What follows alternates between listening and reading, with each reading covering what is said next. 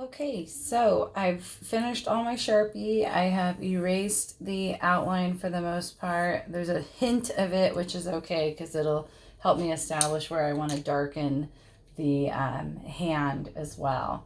And I've selected my colored pencils that I want to use. So I'm kind of sticking with just a couple darks and then mostly pastels. Um, and as I said, I have decided to add some thin and bold lines intermixed because I feel like it adds variety and makes it just more interesting to look at. But you were allowed to just do every half inch and leave it like that, as you saw some of the examples in the slideshow, or the PowerPoint rather. So I'm going to start coloring, and when I get to this area, I'll catch back up with you. Okay, so actually I figured it'd be nice if I showed you. I kept that piece of scrap paper underneath, and I'm going to use the broad side of my pencil, which is the actual side of the pencil. So I'm not like this with the point. I'm using the side. You can see probably very quickly that it allows me to cover a lot more territory and a lot quicker than if I were using the tip of the pencil. So I'm going to hold my paper down so it doesn't pick up there. And I'm just going to go over the entire stripe like this. And again, I've put the scrap paper underneath so I don't have to be concerned about running over the edge, so that I get all the way to the edge. Now I'm just going in still with the broadside, but I'm just tilting the pencil ever so slightly now, just to fill in some of the areas that seem a little empty. And I'm going to continue to do that with all the stripes. And when I get down to the fingers, I'll check back in with you to show you the progress and to show you how you can adjust with a little bit of pressure and change the value. But for the most part, all of the stripes are going to be consistent about, that kind of texture. So you can see it's nice and consistent. There's no harsh scribble marks like this, and there's no empty spaces. So that's why we don't color with the point of the pencil, because you might have inconsistencies. So anyway, take your time, make sure it looks nice and clean and is finished to this type of degree. Okay, so I've got a little bit of color established now, and I'm starting to get into the finger zone here. So I can see this is where the finger starts to bump. So what I want to do is I'm going to, let me see if I can zoom in.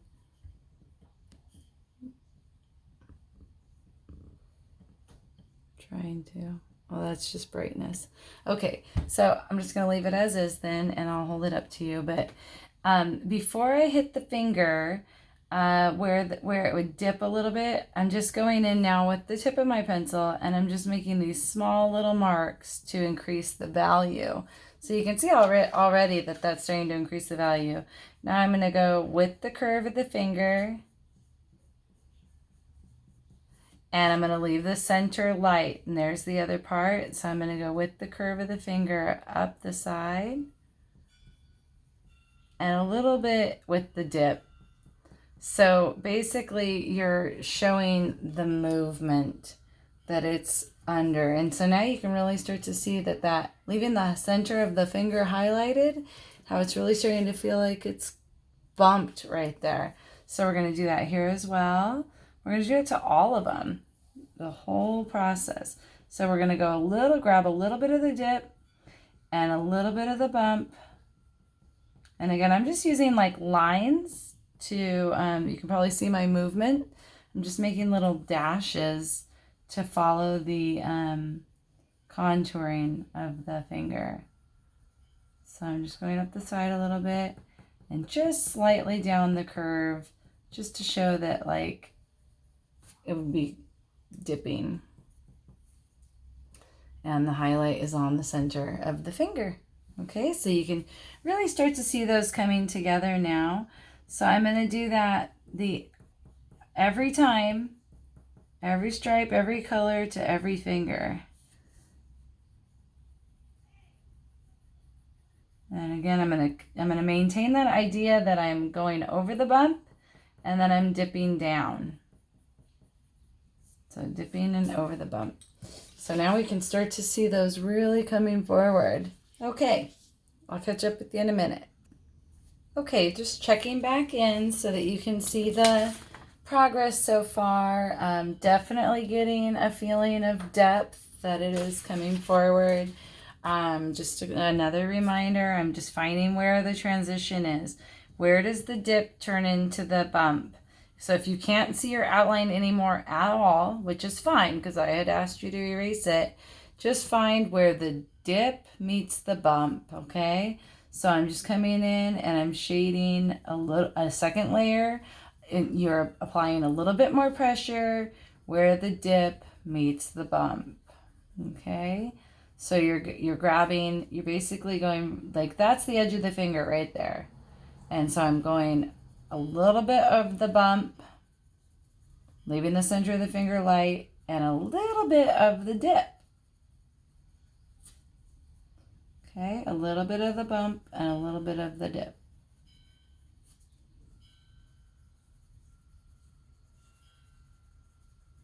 And again, that helps to push the idea of value and it helps to push the idea of depth because the shiny lighter portion looks like it's coming forward or dropping away and catching the light. Okay. Okay, so we're making a lot of progress here. Now when you're getting to this single bump portion of the hand, same rules apply.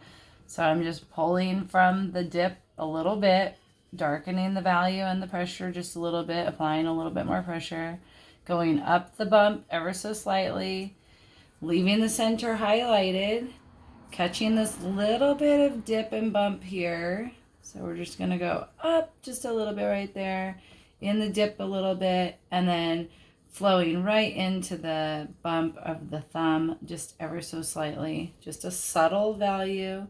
We're going to go up the side of the thumb with a little bit of a bump and then just kind of smooth it out into the flat of the dip. Okay, so we have that nice value, that light value, and you can see the illusion, the way the value helps to push the illusion. So we have flat color, and then we have a little transition of value, and you can definitely see the difference. So keep going all the way down. Okay, so the coloring is complete. And you can definitely see the illusion. I'm going to do two more things to this to just showcase the potential. And the first one, and I'm going to take pictures of them all three separately so that we can see the difference. So the first one I'm going to do is I'm going to take the pencil that is the same color as the stripe, and I'm going to subtly darken the outline of where the actual outline of the hand was.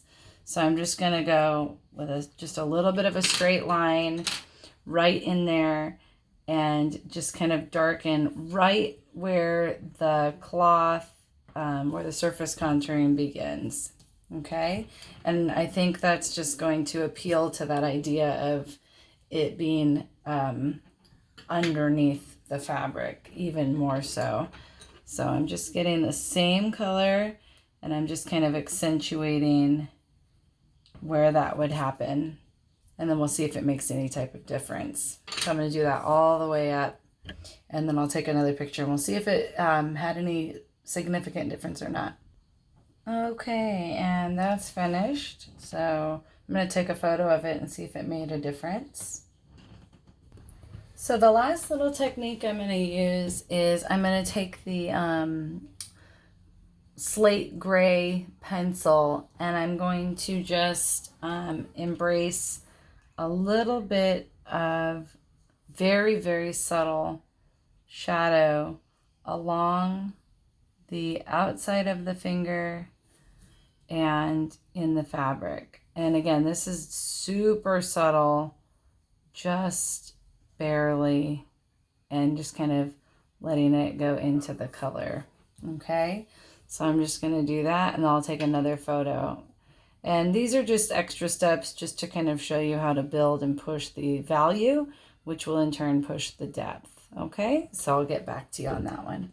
So again, I'm just taking slate gray now, and I'm just outlining the hand and just kind of pulling that gray value. So we'll have 3 different pictures to look at. So you can probably see that this is really starting to accentuate the outline of the hand. And so again, what I'm doing is I'm not touching the finger, I'm touching the idea that the cloth is getting a shadow. So I've outlined it, and then I go horizontal with kind of like little tiny lines. If you can see that, little tiny lines. And then once I have those lines, then I kind of just go over it vertically, really soft, just to kind of blend them in. I'm using extremely light pressure. I want it to be really subtle. But what you'll notice is when you start to add value, at first, the subtle seems really dramatic, and you're like, oh my God, no, I've gone too far, I've ruined it. And then as you kind of continue to pull it out and blend it out into the space, you're like, oh, actually, I think I could go back in and darken that a little bit more. And so that's just one of the things to know about value is when you are too scared, you got to push through it because really you need the contrast to allow the value to really showcase and allow you to lift. So you can see the difference now.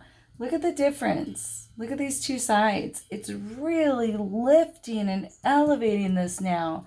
The darker, cool color of the gray is pushing back the space. It's receding. So cool colors recede, and it's allowing the lighter colors to come forward. So again, I'm just going on the outside of the finger as if the fabric is being pulled up, so it's casting a little bit of a shadow. Again, if you feel like you're going too far, too fast, you're probably not. It's just scary at first because you're like, oh no, it looks ugly. And then you just kind of blend it out and it's all good. And if that looks too harsh, I mean, it's creating a shadow, so I think it's really nice.